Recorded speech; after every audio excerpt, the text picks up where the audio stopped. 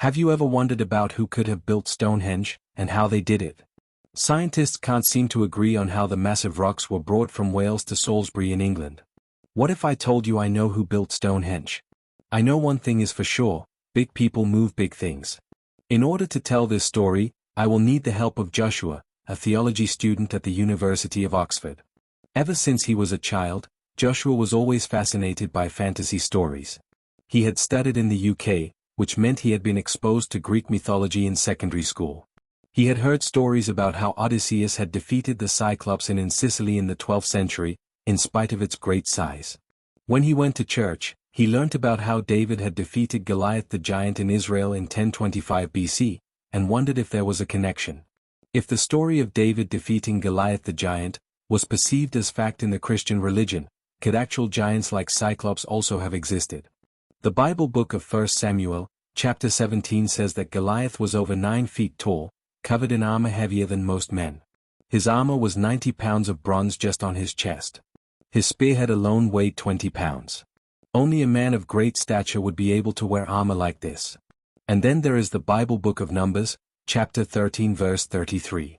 When Moses sent spies into Canaan, they came back saying, "We saw giants there, we were like grasshoppers in their sight." It wasn't just Sicily and Israel that have stories of giants. In Egyptian hieroglyphs, there are gigantic people on thrones, with smaller people bowing at their feet. Museums are covered with this type of art. The usual explanation is that the art represents hierarchical proportions used in Egyptian art, where people of higher rank were depicted as large in the paintings. Hierarchical proportions is an example of people dismissing what could be a simple fact.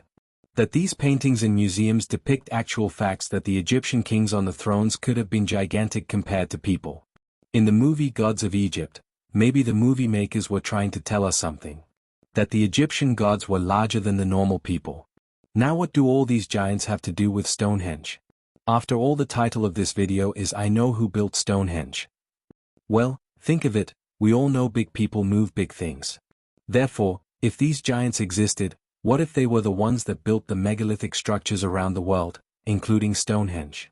In Japan, for example, there's this massive boulder balanced on a tiny boulder, surrounded by water. Smooth as glass, shaped like an old TV set. No archaeologist can explain how it got there or how it was formed out of rock. The megalith is found at Ishino-Hoden. There is no explanation as to how it was formed or by whom. Scientists say the technology of the people at the time is lost. I don't think it's lost, I think giants created those structures before the flood. Being a student of theology at Oxford University, Joshua made the smart choice to not mention any of his questions to his lecturers, for fear that his ideas would be rejected. But he couldn't shake off the idea that somehow the two were related. He was studying the ancient account of the Watchers, angels sent by heaven to observe humanity, who instead rebelled against heaven. According to the Book of Enoch, these fallen angels descended to earth during the days before the flood. They taught forbidden knowledge to mankind, but one passage disturbed Joshua more than any other. It described where they descended. And they were in all 200, who descended in the days of Jared on the summit of Mount Hermon. Book of Enoch, chapter 6. Joshua traced the name across old maps spread across his desk. The mountain still existed today. Modern scholars generally identify Mount Hermon as being located in the border region between southern Syria and Lebanon. Every civilization surrounding Mount Hermon carried echoes of the same story: beings descending from heaven, forbidden knowledge, giants, and a catastrophe that nearly destroyed humanity. Before the arrival of the Watchers, men relied on being hunters and gatherers of fruit to survive. They did not grow any food in one settlement but rather were nomads, moving from place to place in search of hunting grounds and fruit. The Watchers taught humanity various forms of knowledge that accelerated civilization's development. They introduced metalworking, tool-making, and craftsmanship, which enabled advances in agriculture, construction, and technology, though Enoch emphasizes their use in weapon-making.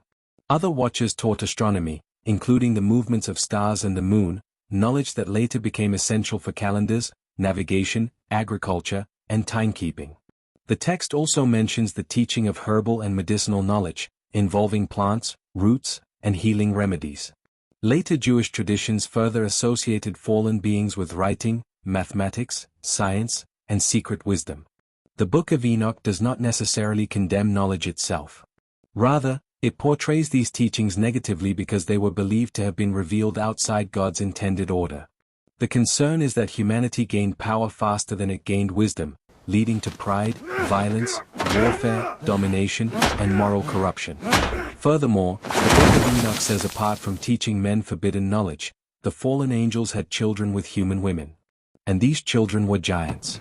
What if these giants were the ones that built all these megalithic structures around the world, such as Sacsayhuaman in South America? It is no secret that Stonehenge, for example, was used for religious purposes.